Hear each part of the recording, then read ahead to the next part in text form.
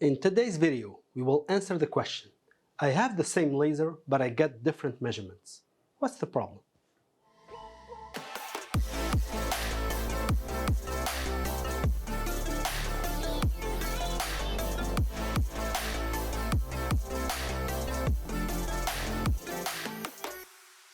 Welcome back. I'm Ahmed Rihane from Gentec-EO, your partner for accuracy.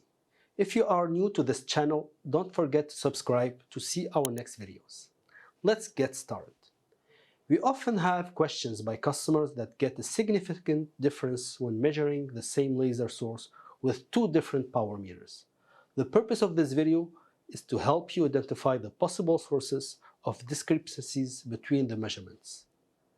I will also guide you through the basic precautions and good practices that will allow you to get the most accurate measurement possible using a Gentec-EO meter.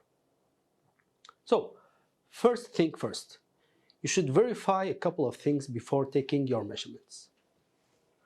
First thing, are the two detectors similar in terms of measurement capabilities? The greater the gap is between the power range of the detector, the greater are the chances to have different measurements between both detectors. In other words, you should not try to compare a 30-watt power meter with, let's say, a 250 or 1 kilowatts power meter readings. Second, make sure that both detectors are used within their specifications. For example, detectors should not be used at the very limit of their specification or very close to the noise level. Third, check for the damages. Are there any visual damages to any of the detectors? Ablated absorber, scratches, discolorations, etc. Fourth, check the calibration due date on the calibration certificates on both the meters and the detectors. Maybe it's time for one of them to be sent back for calibrations. 5. Verify the uncertainty ranges. Compare the calibration uncertainty ranges of both detectors and add them up. This will give you the total range where your measurement may fall and still be within tolerance. For example, most Gentec-EO power detectors have a plus minus 2.5% calibration uncertainty.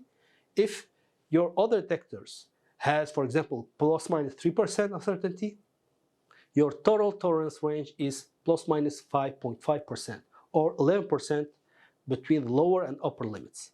This means that if your laser is actually at 150 watts, your first detector could read 142 watts and the other 158, and they will still be within the tolerance. Now, when you are ready to take the measurements, please follow those simple steps. First, set the correct wavelength. Check if both meters are set at the correct wavelength. Second, check your laser alignment. The laser must be aligned in the center of the absorber surface of the detector and should be fully contained inside the aperture. For optimal results, the beam area should not exceed 80% or less than 10% of the effective aperture area. Third, allow the detectors to thermally stabilize. Make sure the detectors are thermally stable before you make the measurement. For most Gentec-EO thermal power detectors, you need to wait at least 1 minute before firing the laser and taking a measurement. As a rule of thumb, the larger the detector, the longer the wait time. Fourth, zero the measurements. Always set the meter to 0 before performing power measurements.